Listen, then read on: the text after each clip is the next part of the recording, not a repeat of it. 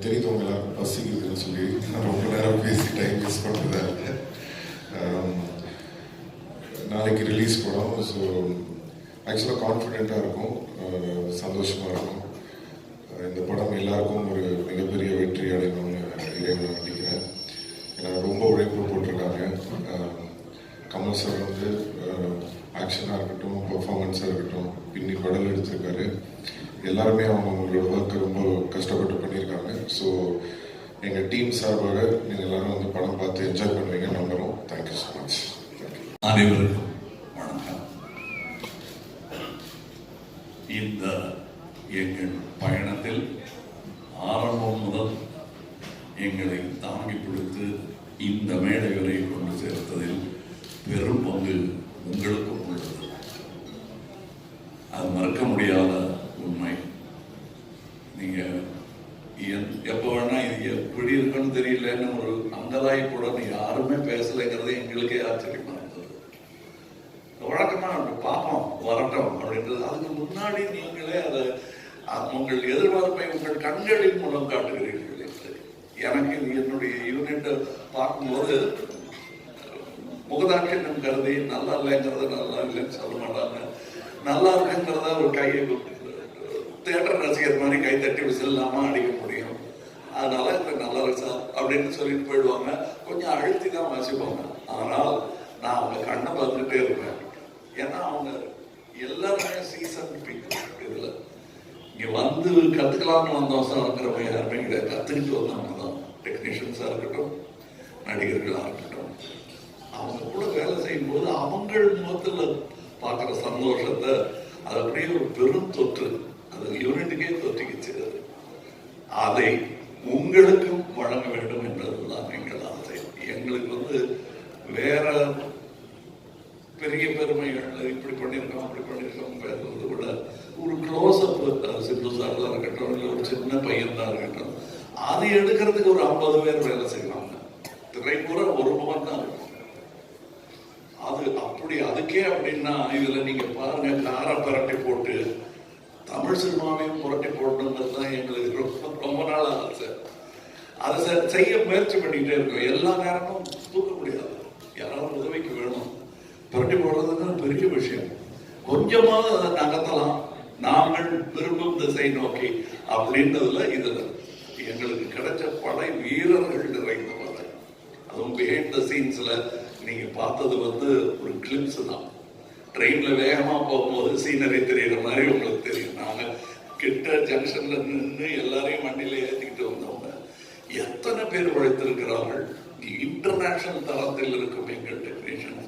நிஜமாவே வெளிநாட்டுல இருந்து வந்து வேலை செஞ்சவங்க, இங்க இருந்து வேலை செஞ்சவங்க வெளிநாட்டுக்காரங்க பாராட்டுற அளவுக்கு வேலை செஞ்சிருக்காங்கிறது தான் என்னுடைய தாழ்மையான கருத்து. உதாரணம், மணிரத்னம் சார் பத்தி சொல்ல வேண்டாம். மணிரத்னம் பிலிம் அப்படின்னு போட்டுக்கொள்வதற்கான எல்லா தகுதியும் கிட்டத்தட்ட 40 வருஷத்துக்கு முன்னாடியே அவர் பெற்றுட்டார். இது இட்ஸ் மணிரத்னம் பிலிம். இவர்களைப் போலவே எனக்கு அவர் படத்தில் நடிப்பது, நாசருக்கு நாயகன் போது எப்படி இருந்ததோ அந்த மாதிரி இருந்தது எனக்கு. ஏன்னா நான் பார்த்த அந்த இளைஞர் மணி இன்னைக்கு ஞானியாக, சினிமா ஞானியாக தான் இருக்கிறார். எனக்கு பட்டம் கொடுத்திருக்கிறாங்க அந்த மாதிரி. ஸோ அவர் கூட வேலை செய்யறது எனக்கு குதூகலமா இருந்தது என்பதுதான் உண்மை. அது எல்லாருக்கும் தெரியும், படம் பார்க்கவும் தெரியும். அந்த எங்க செட்ல இருந்து எங்களை பார்த்தவங்களுக்கும் அது புரியும். இதுல இருக்கிற டெக்னீஷியன்ஸ், எடிட்டர் ஒரு ட்ரைலர்லயே தூக்கிட்டாங்க மணியும் அவரும் சேர்ந்து. அது ஒரு சூப்பர் ஹிட் பண்ணிட்டாங்க. அதெல்லாம் நல்ல சிறந்த டெக்னீஷியன்கள், பதட்டம் இல்லாமல் எந்த பெரிய இடையூறுகளையும் தாண்டும் அந்த லாபம் அவர்களுக்கு இருக்கிறது. அதே மாதிரி ரவி கே சந்திரன் இந்நேரம் அமெரிக்காவில் படம் எடுத்துட்டு இருக்க வேண்டியது, அது 20 வருஷம் முன்னாடியே நிகழ்ந்திருக்க வேண்டியது. மருதநாயகம் அவருடைய சினிமாட்டோகிராஃபர் அவருடன் முழுவதுமாக ஒரு முழு படத்தை முடித்தேன் என்ற பெருமையாக பாதையில் விட்டவங்க வருத்தம் எனக்கு ரொம்ப உண்டு. ஆனால் அதில் இந்த படத்தின் மூலம் அதில் இருந்ததை விட இன்னும் சிறந்த சினிமாட்டோகிராஃபராக அவர் திரண்டு வந்திருக்கிறார் எங்களுக்காக. அது தெரியும், படத்துல பார்த்தா பேசுவாங்க. அதை நான் சினிமா விமர்சகர்களிடம் விட்டு விடுகிறேன்.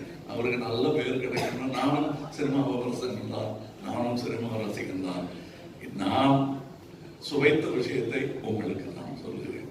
வியாபாரம் வெற்றி பெறணும், அதெல்லாம் ஓகே. என் சினிமாவும் வெல்ல வேண்டும் என்பதுதான் ஆரம்ப காலத்தில் இருந்து நாங்கள் அதான் ஒரே மாதிரி எண்ணம் உடையவர்களோடு பேசிக்கணும்.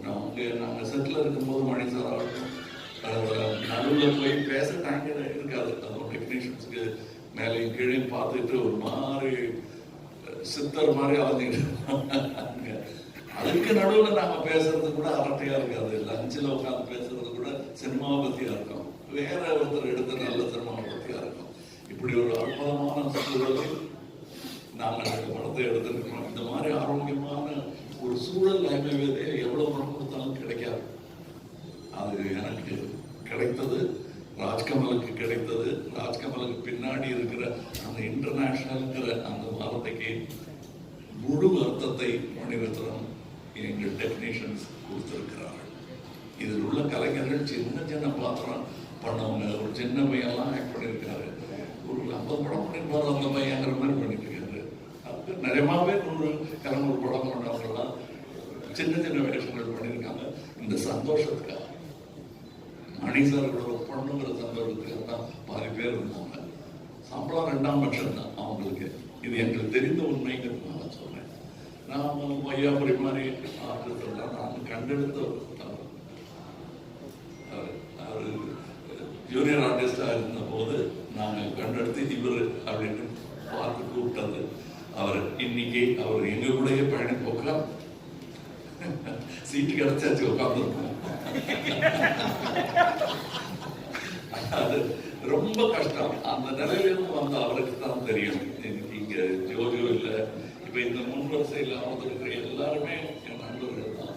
அவங்களுக்கு இந்த வாய்ப்பு கிடைச்சது எனக்கு ஒரு நீங்க படம் பார்த்துட்டு இவங்களெல்லாம் பத்தி நான் பேசுறேன். ஏன்னா இப்ப பேசும்போது அவர்கள் பேரை மட்டுமே குறிப்பிட வேண்டி வரும். அவர்கள் திறமையும் பத்தி பேசுவதற்கு இன்னொரு விழா நடக்கத்தான் போகிறது என்று எனக்கு தோன்றுகிறது. அந்த விழாவில் உங்களிடம் பேசுகிறேன். மற்றபடி எனக்கு உறுதுணையாக இருந்த தமிழ்நாட்டிற்கே நன்றி சொல்ல வேண்டும். நான் மேடையில் பேசும்போது உயிரே உறவே தமிழே என்று